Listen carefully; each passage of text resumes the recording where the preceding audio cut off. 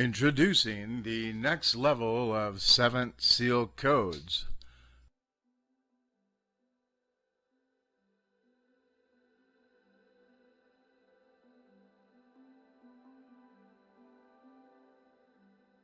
Okay, here we go again. Welcome back. We're going to share and go deeper down the rabbit hole pertaining to Saint Germain light codes. Episode 2 is going to be really interesting because this is where I will reveal why and how the language was assembled. So as we proceed, it should be pretty fascinating. The logic will become evident as I continue to illustrate this greater metamechanics, this greater super system, so to speak. Lots of clues have been left behind.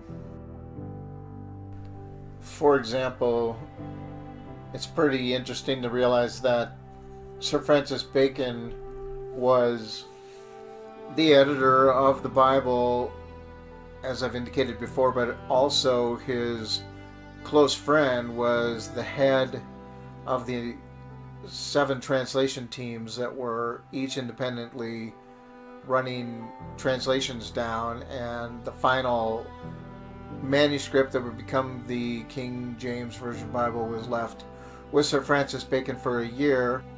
Is there proof? Did Francis indeed leave his fingerprint? Look at this. 46 Psalm. 46 words from the top and 46 words from the bottom. I think so. And is it possible that the Bible code, which many of you have heard about or read about, which is quite profound in and of itself, prophesizing many things, who put that there? Who saw the future? Who had the ability to do that? I think it's pretty obvious that Saint Germain, as Sir Francis Bacon, would have had the ability to see the future and the knowledge to craft the story in such a way that these codes would be preserved within the written material.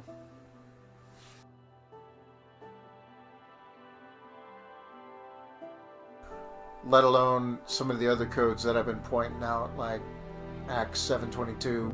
Moses was taught in all the high wisdom of Egypt. 7:22 is the code number essentially for 3.14, because 7 divided by 22 is pi. Which is very telling because we saw the folios pointed to pi as well. So it makes sense that the English language and all these things would be encoded with the building blocks of creation. As we know, the Fibonacci sequence is Mother Nature's formula for creation. Everything unfolds according to it. The Egyptians used both Pi and Phi in all of the temples so that everything would be in divine harmony and empowered with essentially the essence of creation. There will be several core pillars of this foundational understanding that we'll continue to reference, that it's important to really comprehend. So for example, the number table and its correlation to frequency is the centerpiece.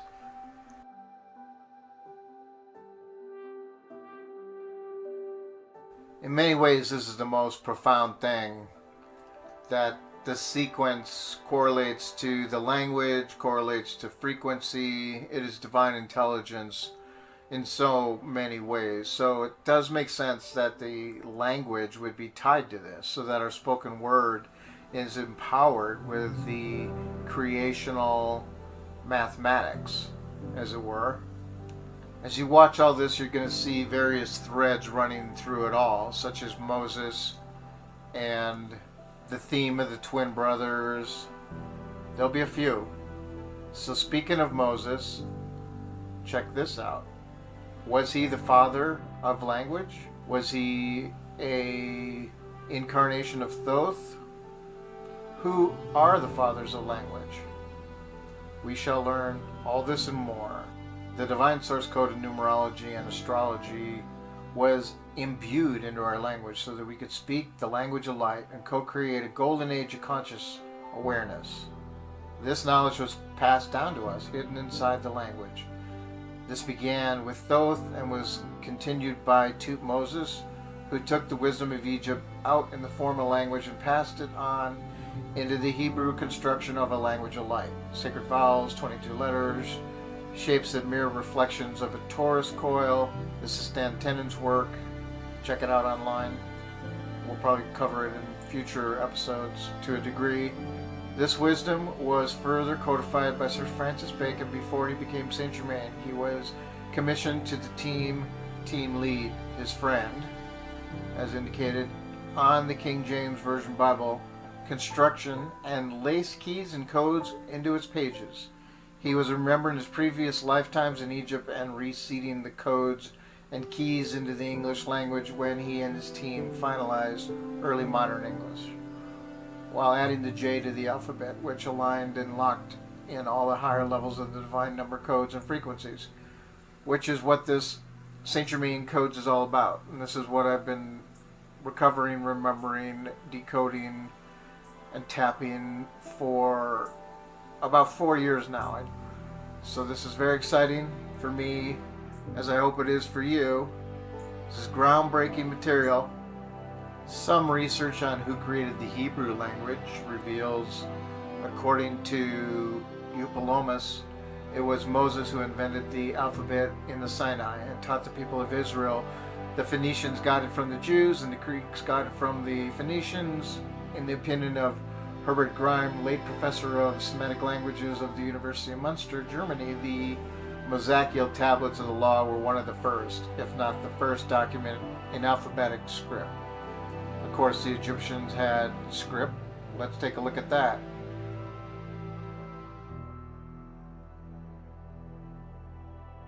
That was certainly a lot earlier. Before the invention of the alphabet, Egypt had already a highly complicated phonetic script of consonants consisting of almost 3,000 unilateral, bilateral, and trilateral hieroglyphs. The simplification of script was a political issue. Anybody who had gotten a good education in Egypt, as Moses did, knew that the 27 one-consonant hieroglyphs were sufficient to write the language. The exodus of the followers of Moses from Egypt in about 1441 BC was the time for the introduction of the alphabet. A simplified script of 22 letters made literacy and learning available to everybody. Of course, those 5 vowels remain secret, hidden, and unspoken. Pythagoras and other ancients believed that everything was interconnected. Let's take a look at how. This is the underlying way that the language of light is incorporated in our calendar, clock, and reality. Looking again at the 60-digit circuit, or the Fibonacci wheel that rolls out the last number in 60 count around a wheel. What's so significant about that? Beyond that it repeats every 60, just like the rest, the 24 count Fibonacci repeats every 24 times, the 9 count repeats every 9 times, so on. But beyond that, when we overlay a clock, the 5 demarcations or intersections fall right on top of the hours, as you can see here, other than the 3, 6, 9, and 12, which are the points of the equilateral cross. These are also the cusps, as you can see. This is pretty profound that 10-degree decans make sense for 36, 360 degrees. But it even gets more interesting. As you may remember, the 369 cipher starts with the letter A at 6.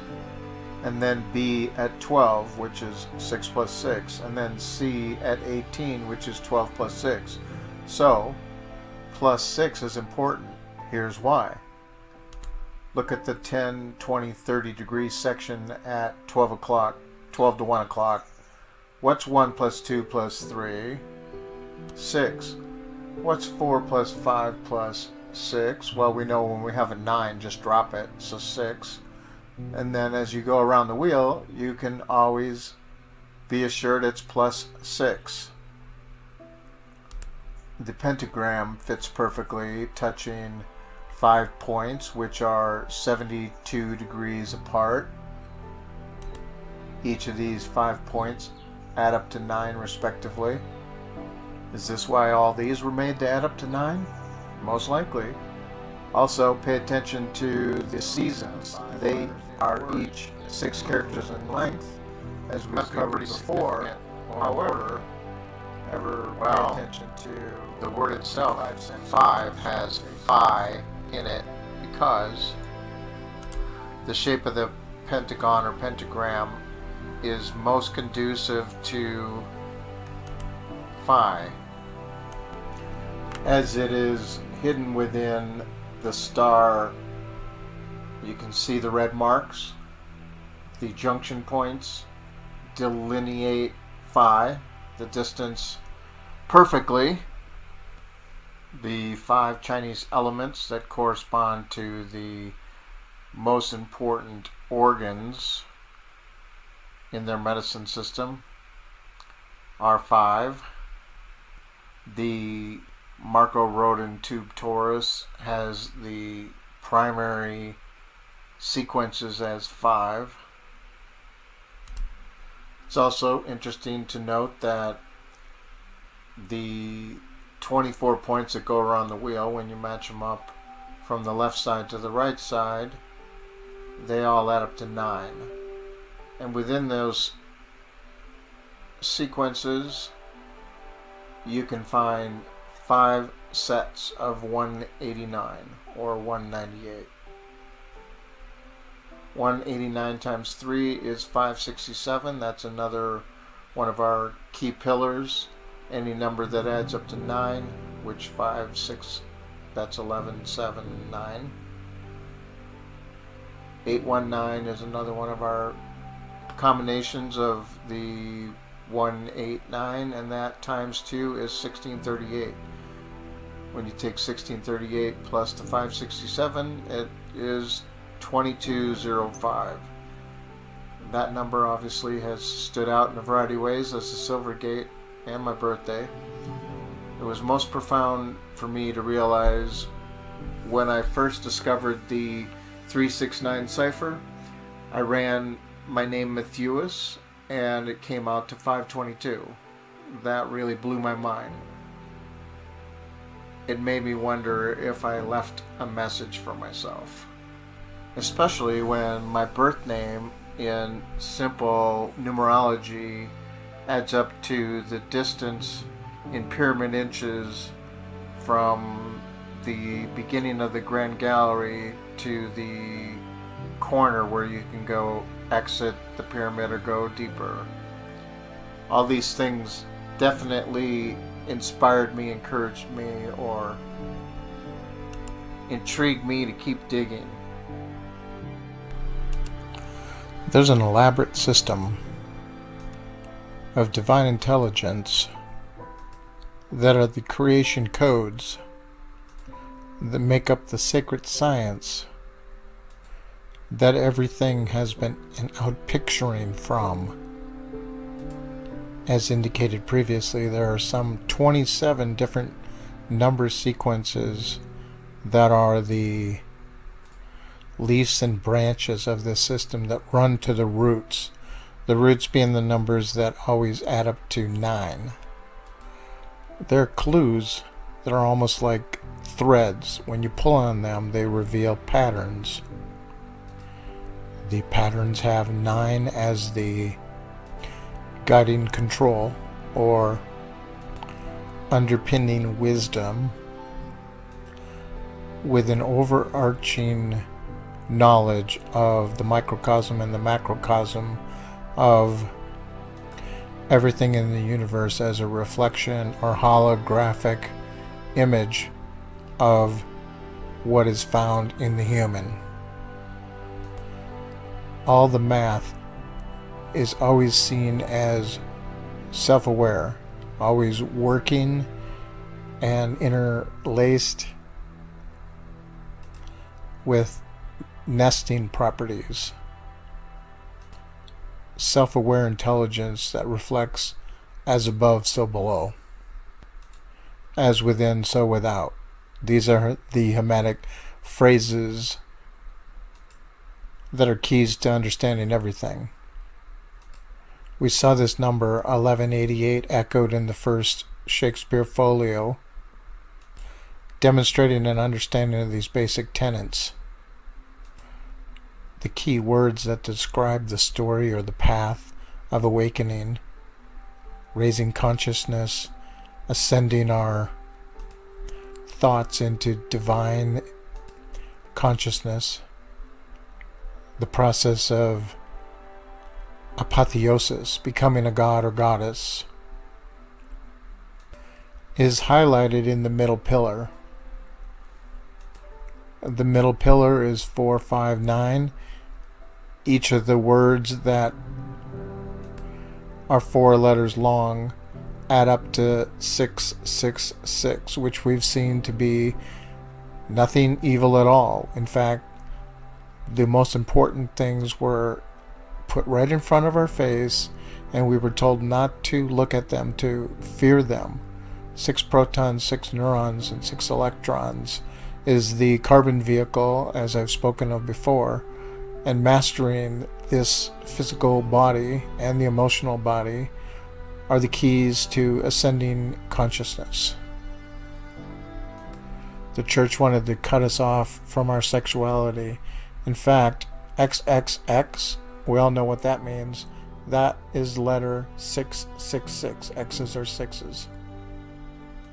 The church wanted us to think that sex is bad. I believe they didn't want us to unlock this divine language, this super number system, the magic number science. I'm going to show lots of evidence and proofs that all that I am saying is true, because it is demonstrated over and over in a variety of ways. In fact, I will show you that it was painstakingly undertaken to fashion the English language to echo this divine information.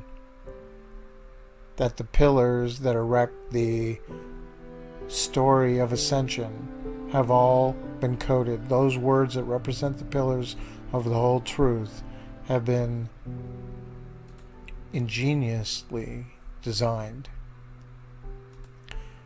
to mirror the metamechanics of the universe. Adding the J and having it land at the position of 144 was ingenious for a variety of reasons. It demonstrates an understanding of the divine numbers that creation, as Mother Nature's formula, unfolded from. The Fibonacci sequence has 144 within it, as we've seen in numerous other slides, representing a divine number. Now we're beginning to understand how this number falls into the story.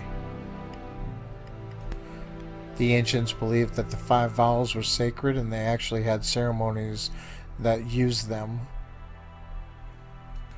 chanting them in activations and initiations. The numbers of the vowels reflect the information supporting the process for awakening consciousness. 15.6 and 963 as the core code values. 5 platonic solids are the building blocks of creation, 1 for each sacred vowel. 369 also matches the pillar table and the respective number of letters of the words, 345. Again, the flag is red, white, and blue for a particular reason, to carry the frequency of this understanding, and that of the correlation to the Great Pyramid, Pythagorean theory, and the dimensions, further echoing or mirroring Pi and Phi. We're going to see how these light codes and holy keys correlate to the Great Pyramid here in a minute. But first, taking a deeper look at the super wheel, if you will, the positions of the hours or the cusps actually are 369. You can focus in on 1 o'clock, it's 30 or 3. 2 o'clock is 60 or 6. 3 o'clock, 9. And as you do numerology, you can see on the next one, 120 is a 3, and around the wheel we go, 369, 369. So the super wheel can be superimposed or understood as the keys to the zodiac, as well as the hyperdimensional math that those in the secret space program reference when they say that we only understand a fraction of the zodiac, indicating that synchronized portals occur when certain alignments on dates and times open gateways. We've seen many ways that the Golden Gate, November 22nd, is key, and the emphasis of its significance is shown to have been understood by Sir Francis Bacon and Saint Germain. Here are several profound ways. I and the Father are one. That's 11:22:33, encoded in the Bible. But more importantly, the following phrases, when decoded with the 369 cipher, reveal the most astonishing things.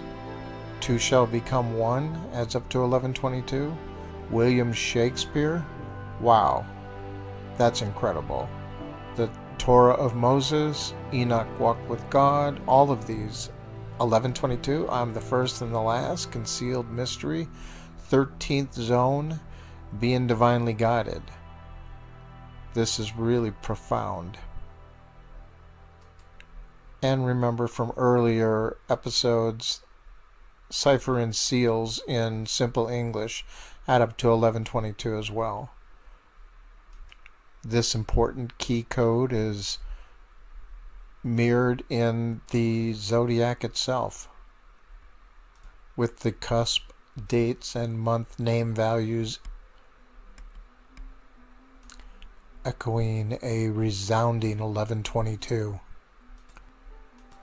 The truth in plain sight.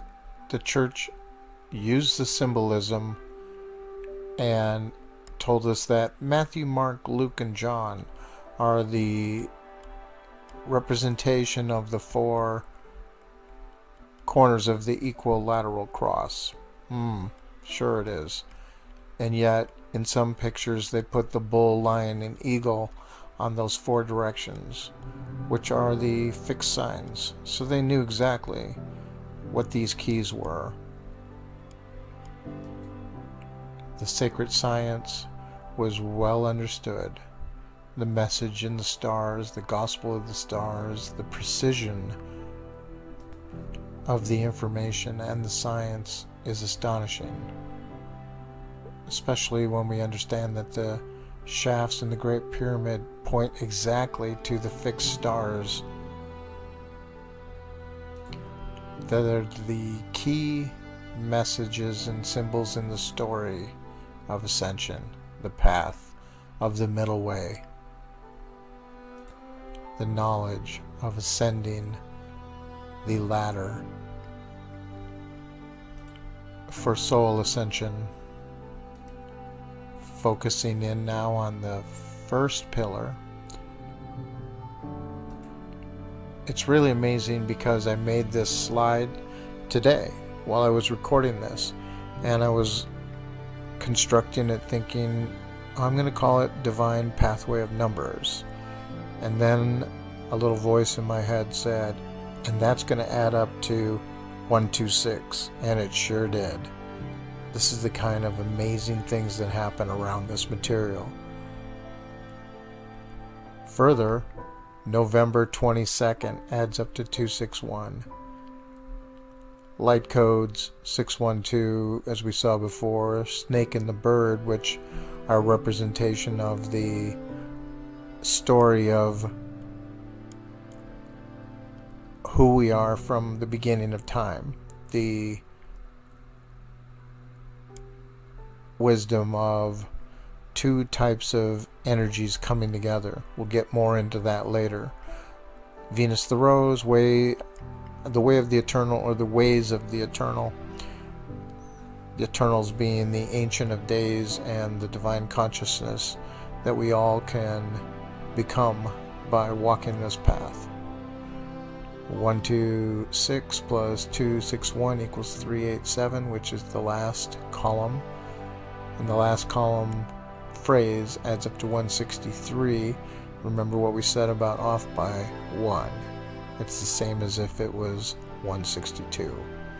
And the ways of the eternal in the 396 cipher is also 1296, which is 1 plus 2 is 3, 396. Pretty profound. Speaking of profound, how could it not have been known when so many things demonstrate these values? The Hebrew Bible says that the Holy One created man in the image of God. The Hebrew word in the image is made up of 4 letters.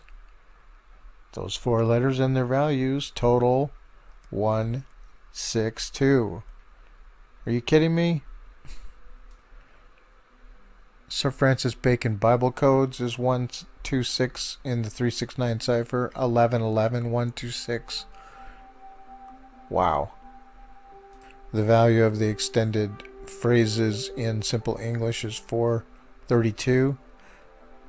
The Great Pyramid of Giza is 432. The Grand Gallery, 261 degrees. Isn't this something? Look at all these messages in simple English. The word is key, 126. No beginning, no end. God is geometry. The throne of God. Frequency is the key. The way to ascend. Enoch is the keeper of the key. And this master of the secrets. Ancient Egyptian name for the hidden wisdom keeper. And the perfect light. It is truly divine the way this intelligence is laced throughout all these significant things.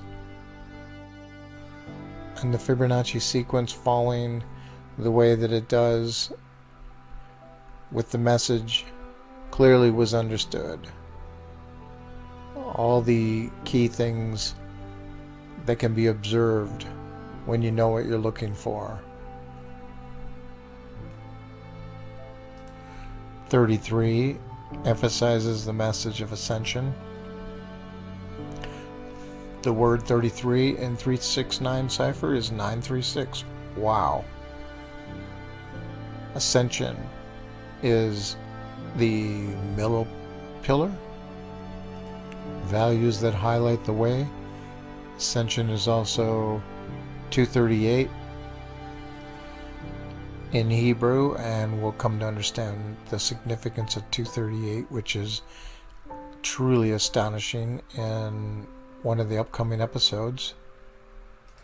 Set Nupti pointing the way, the two becoming one, will be echoed in a variety of ways as we proceed as well. Ascension is the most ancient story, which is a divine birthright.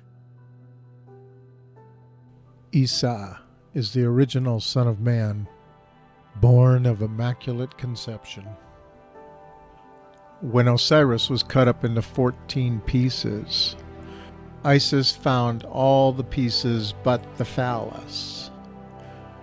So this is the story of the first Immaculate Conception, because she had to go through all of the 14 different temples, initiations, to be able to access the Hall of Records, which enabled her to create a etheric lingam or phallus, and therefore when she obtained the magic word, she had access to the Hall of Records. This is all metaphorical for obtaining next level consciousness. So the birth of Horus is access to divine consciousness by going through the temples. Once Atlantis sank, the hidden wisdom tradition was put in place because you had to earn the wisdom for ascension. The first story of Immaculate Conception occurred far before the Bible versions were ever conceived. In fact, almost all the Bible stories echo more ancient Egyptian stories. We will drill down on a few as we proceed throughout this series. Ever wonder why Jesus on his 30th birthday said, "Get me a donkey, we're going to town"? And when he went in there, they threw down palms and he rode over them. Well, it's because of the correlation to Egypt and the coronation of the king. On his 30th birthday, they put him on the throne, and the throne is Set, and Set is none other than the donkey-headed being, which then would be carried around the courtyard while they threw down palms. The palms represent millions of years. This whole depiction was becoming king for millions of years. And as we've learned, sitting on the throne is sitting upon the wisdom of ascension, the wisdom of Set.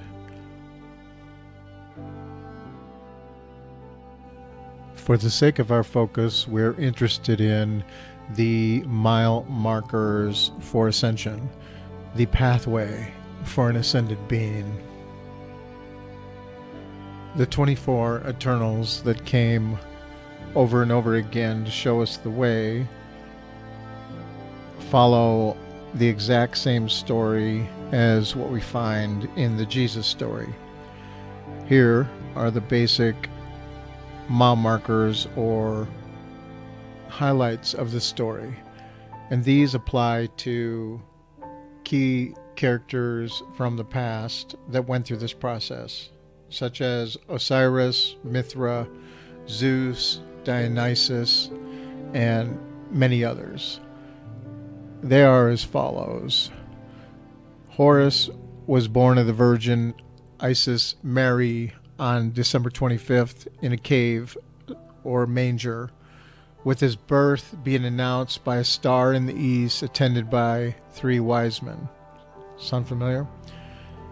He also had a father who was named Seb, which is essentially Joseph in Egypt. Seb is also known as Geb, as Horus the elder.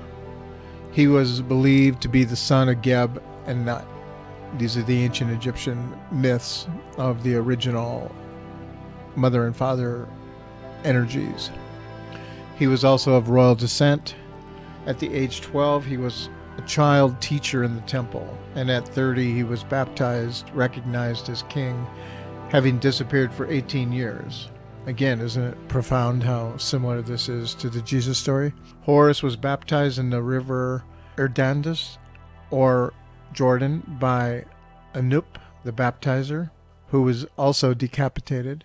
He had 12 followers or fellow guides, 2 of whom were his witnesses and were named Anup and An. These are the 2 Johns. He performed miracles, exorcised demons, raised Osiris, or El Asar from the dead. The Egyptian god walked on water. His personal epithet was Usa, the ever-becoming son of Ptah, the father. He was thus called Holy Child. Horus was transfigured on the mount, and mount has also been referred to as the Great Pyramid for the Great Ascension. The Egyptian Osiris was killed, buried for 3 days in a tomb, and resurrected. Horus, Osiris, and Ra were called the Way, the Truth, and the Light. Messiah, God's anointed Son, the Son of Man, the Good Shepherd, the Lamb of God, the Word made flesh, the Word of Truth. Again, extremely familiar. The Egyptian god was the fisher. He was associated with the fish, the lamb, and the lion. He came to fulfill the law of one. Like Jesus, Horus was supposed to reign 1,000 years. Truly most profound, for the most important aspects are identical across all these divine men stories.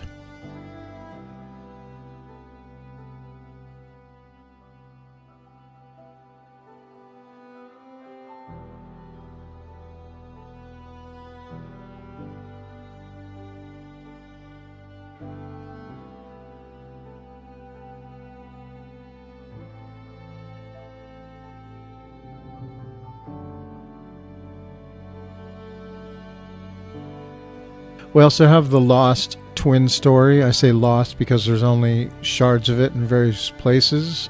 The Bible does have a reference to it. So let's dig deeper into what this twin story is all about.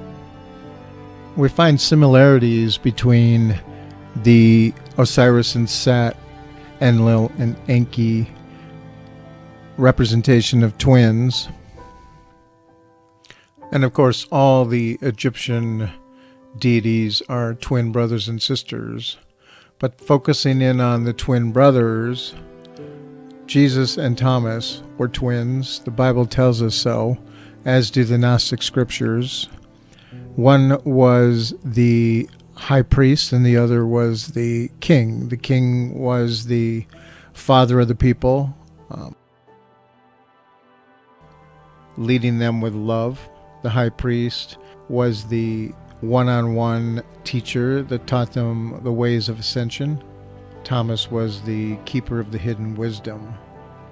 Those of you who have studied the Dead Sea Scrolls know that the Essenes were waiting for 2.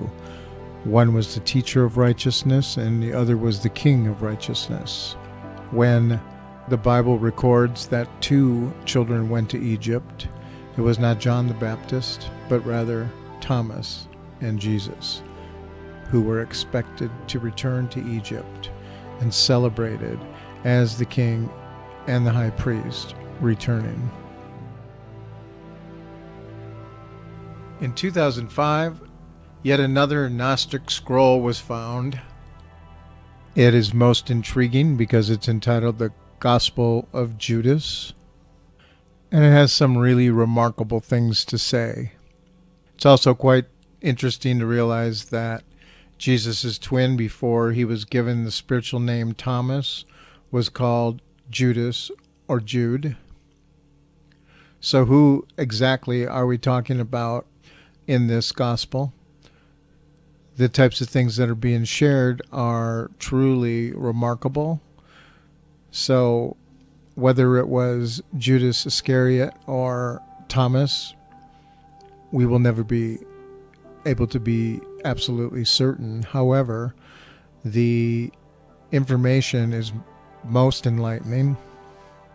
It's actually quite fascinating when we learn what it says. When Jesus heard this, he laughed and said to him, "You 13th spirit, why do you try so hard?" basically indicating you're already tuned in to the divine. You came from the higher realms. You can easily return to them because it's all in consciousness. It is here. He teaches, look within, turn within. And in another paragraph, Jesus answered and said, you will become the 13th, and you will be cursed by the other generations, and you will come to rule over them. In the last days, they will curse your ascent to the holy. It's a little broken up, but they believe it says generation because there's many references to generation in this script. This is most intriguing indeed because there's references throughout all the Gnostic scriptures about the invisibles, the 13 invisibles who are the creators of everything. So in essence, this is teaching that we are the creator beings that created everything, and we are embodying the experience as if we projected ourselves into the creation in order to experience it, and simply are remembering to return to our heavenly abode. It goes on to say, he made 72 luminaries appear in the incorruptible generation, in accordance with the will of the Spirit. The 72 luminaries themselves were made 360 luminaries appear in the incorruptible generation in accordance with the will of the Spirit. Their number should be 5 for each. These numbers are most profound indeed, as we come to understand that it is talking about the creation codes, the exact numbers that reflect 360-degree compass with 72 degrees on each point of a pentagram. 72 plus 72 is 144. 144 plus 72 is 216. These are all the sacred numbers, such as the secret names of God or the secret letters in the secret name of God. In addition to the reference to the 5, which pops out very clearly around the wheel at the 1 o'clock, 2 o'clock positions, as well as the cusps of the zodiac. It's also really intriguing to see this next bit where it talks about Judas lifted up his eyes and saw the luminous cloud, and he entered it. Those standing on the ground heard a voice coming from the cloud saying something or other, great generation, something or other image. What's so profound about this?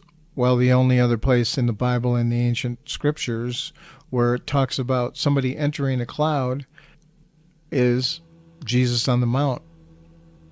The belief system of the Gnostics was that through Gnosis you could be illuminated and have a connection with your divine consciousness.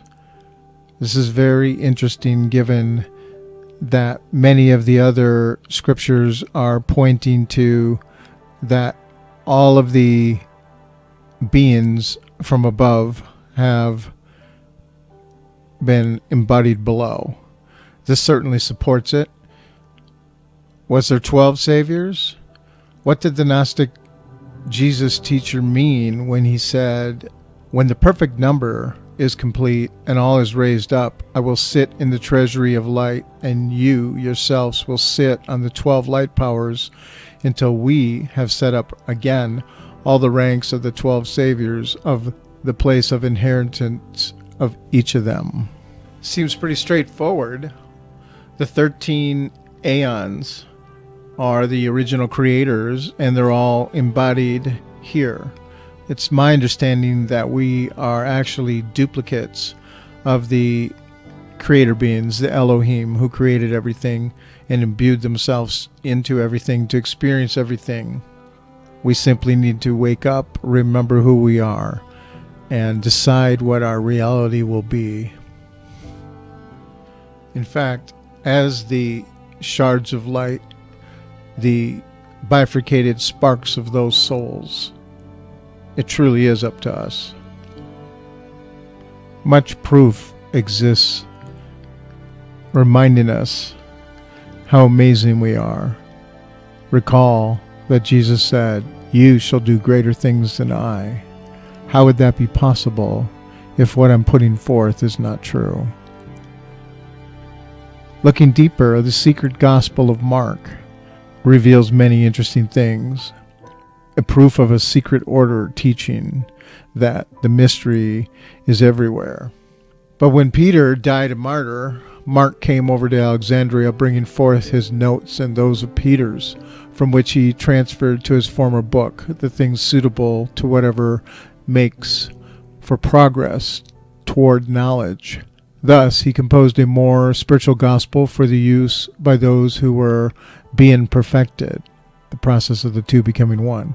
Nevertheless, he yet did not divulge the things not to be uttered, nor did he write down the hierophantic teachings of the Lord.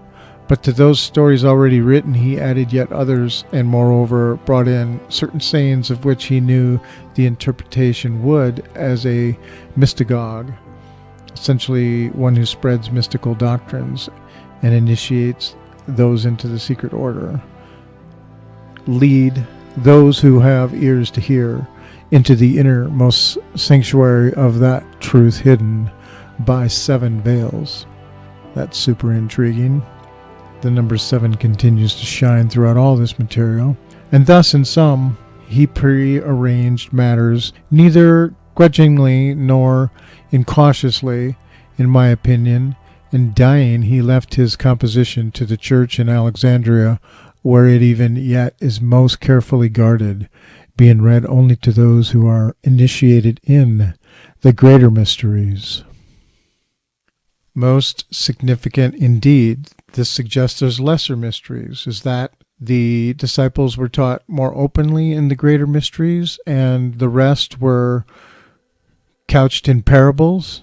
To the multitudes, stories were given, and to the disciples and the inner core, the greater mysteries were revealed. So this clearly shows that there was a mystery school, particularly as we look now at what was going on in Alexandria, where the Serapeum Temple and the Agora and the Alexandrian Library were utilized to develop a stronger connection to divine consciousness. It's most interesting to realize they wore a 7-pointed star over their forehead as an initiate. Much will be revealed in this series, elucidating a modern-day mystery school designed to accelerate your consciousness, expand your awareness, and working with the 7th seal, activate your higher purpose into your life as you are able to go online with your aspect of the Elohim creator being that you are. It shall be so.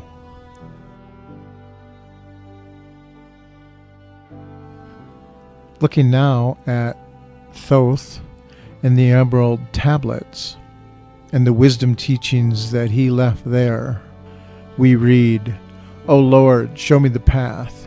Give me the path to the wisdom. Show me the way to the word. Answered me then, through order ye shall find the way." There is an orderly path to higher consciousness, and these 7 hermetic principles outline the stepping stones for leading a awakened, balanced life. We will learn more about those as we proceed as well. Thank you for joining us. I look forward to your return as we all become our archetypal higher selves, our oversoul consciousness. Together we shall activate the golden age.